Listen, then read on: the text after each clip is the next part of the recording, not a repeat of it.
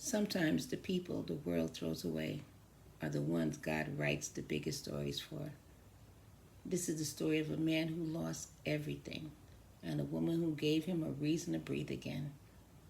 Welcome to part one of Lemon Man and Sunrise Bites, a redemption story. Written by me, Claudia Reid, and built from the broken pieces of real lives, real pain, real grace.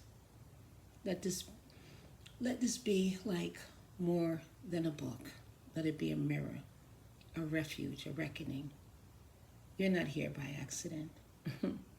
Not at all. Chapter 1. The gate clanged behind him like a warning. Cameron DeMarco didn't flinch. 10 years of noise, concrete, and betrayal had burned the nerves out of him. He stepped out of Clinton Correctional with nothing but a gray t-shirt tight across his wide back, jeans hanging off his lean hips, and a pair of old boots he didn't remember owning. No bag, no smile, no waiting. Just Glenn's beat-up Ford idling at the edge of the parking lot. Cam walked like he weighed more than flesh, like he carried steel in his spine and secrets in his bones. Kind of man who'd kill without blinking and stay up all night afterward, staring at the wall, wondering why the blood didn't wash off his hands. He slid into the passenger seat without a word, and Glenn offered none either. Just silence and Nassau County traffic, cross town in a warm corner of Lake Success. Lila Mahan flipped the closed sign on the door of Sunrise Bites and took a long breath. The scent of syrup, turkey sausage, and fresh biscuits still danced in the air. Her feet ached and her back was screaming, but her heart still open. Wide open. She wiped down the front counter with slow, thoughtful strokes, humming a song her mother used to sing. Her curls bounced as she moved, honey-colored, coiled at the ends. Delilah snored on her pink bed under the pastry case, twitching now and then like she was chasing a burglar in her dreams. Lila smiled and whispered, "Thank you, Yahuwah. Another day without folding." Because folding would have been easy. Giving up, even easier. But she didn't fold. Not when her ex left. Not when the man before him lied. Not when she found out the business she inherited was tied to something dark no one wanted to speak on. The court across the street, the cops who came in daily, even the DA himself, they all respected her. She didn't ask for trouble. She asked for peace, a simple life, and maybe someday love, but not today. She sighed, flicked off the lights, and climbed the stairs to her little apartment above the shop, unaware that tomorrow would bring a new employee, one she didn't ask for, and one who would shift everything. This is the next morning. The next morning. "You gotta be kidding me," Cam muttered, jaw tight, staring up at the Sunrise Bite sign. "Parole officer says you're placed here. You got a problem? You take it up with them," Glenn said, lighting a cigarette. "Just be glad it ain't another hallway house with roaches." Cam's jaw ticked. Dishwashing across the fucking courthouse? "So you think they put you here by accident?" Glenn said. Cam didn't answer. He adjusted the collar of his long-sleeve Henley, trying to hide the ink that still peeked through under his cuffs. His big muscles in his back bunched beneath the fabric as he stepped toward the door. Inside, he could already smell cinnamon and something soft, almost floral. He opened the door. Ding! And that was the moment Lila turned and time stopped. She didn't know him. She didn't know why her chest fluttered like it did, or why her first thought was those eyes. He was taller than she imagined, broader, more raw, like a storm stuffed inside a man's skin. His jaw was square and shadowed with silver stubble. His hair was low but thick, streaked with salt and sweat. He didn't smile, didn't blink, just looked at her like she was a puzzle he didn't want to solve. You must be, she hesitated, wiping her hands on her apron. Cam, he said simply. I'm Lila. Welcome to... He said, I ain't here for welcome. Oh, well. Her lips parted. Breath caught. But she held her ground. Well, that's a shame. I give good ones. He almost smirked. Almost. From under the counter, Delilah the dog lifted her head. And she said, in her dog brain, something ain't right. New man smells like soap and lemons and guns. He didn't pet me. Red flag. I'm watching you, big guy. Well, back in the kitchen, Lila handed Cam a pair of gloves. You'll be on dishes, prep, and trash duty. Breaks are at noon. You hungry? He didn't answer. Just took the gloves and walked to the sink. She stared after him. Yahuwah, help me. He's trouble. Big, beautiful, broken trouble. And something in her bones whispered, he didn't just come here to work. He came here to finish something. Chapter 2, The Cut That Bled Truth. Few days were the same. Actually, the first few days were the same. Cam came in before sunrise. Didn't speak unless spoken to. Didn't eat unless Lila made him. Washed dishes like he was scrubbing sin off his skin. And Lila, she couldn't stop watching him. How his muscles tensed every time a cop walked in. How he refused to turn his back to the door.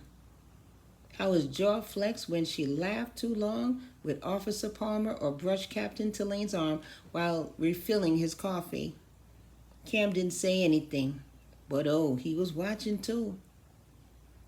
Wednesday morning was busy. Extra bacon, extra caffeine, extra chaos. Lila was flying between tables trying to keep up when a crash came from the back kitchen. She dropped her pitcher and bolted right to the back. Cam stood frozen at the prep table, a thin stream of blood running down his forearm. The knife he'd been using to slice tomatoes had slipped. He didn't flinch, didn't curse, just stared at the crimson trail like it was an old friend he hadn't seen in a while. Cam, Gyla gasped. Running to him. I'm fine. You're not fine, she snapped, grabbing a clean towel. She reached for his arm and he pulled away. I said I'm fine. And she said, I said, let me help you. She fired back, but soft but firm. His breath caught. Not because of the cut, but because of her voice. It was the first time she'd spoken to him like he was a man and not a project. He let her take his arm. And for the first time since prison, he felt heat that wasn't from rage or pain. She pressed the towel to his skin gently, her hands warm and steady, the blood soaked through, bright and living. His forearm flexed under her touch. Hard muscle, veins twitching, her fingers brushed along a scar near his wrist. Old? She asked. He nodded. Rikers. She paused.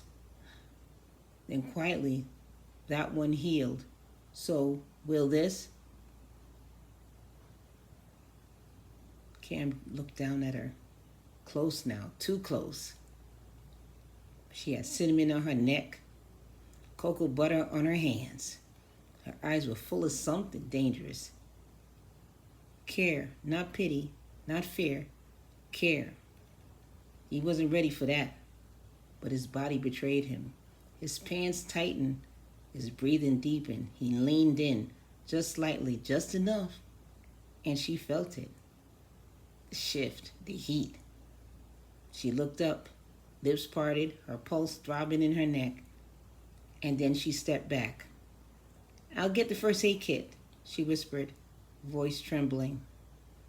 He watched her walk away, watched the sway of her hips, the softness of her body, the small tremble in her fingers.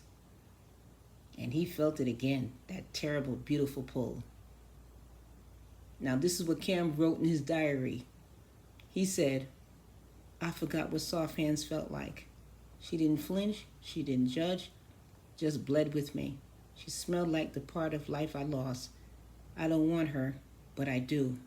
She makes me feel, and feeling got me 10 years last time." Lila wrote in her journal, "He was hard under my hands." Not just his body, his soul. But for 1 second, he looked vulnerable, like a man never had someone care. I know I should be scared, but what frightens me more is how much I want to touch that pain again. And Delilah the dog said in her little journal, her little puppy journal, "He got hurt. She ran. I barked. Nobody listened. He smelled different today, like blood and heat. If he makes her cry, I'll eat one of his boots.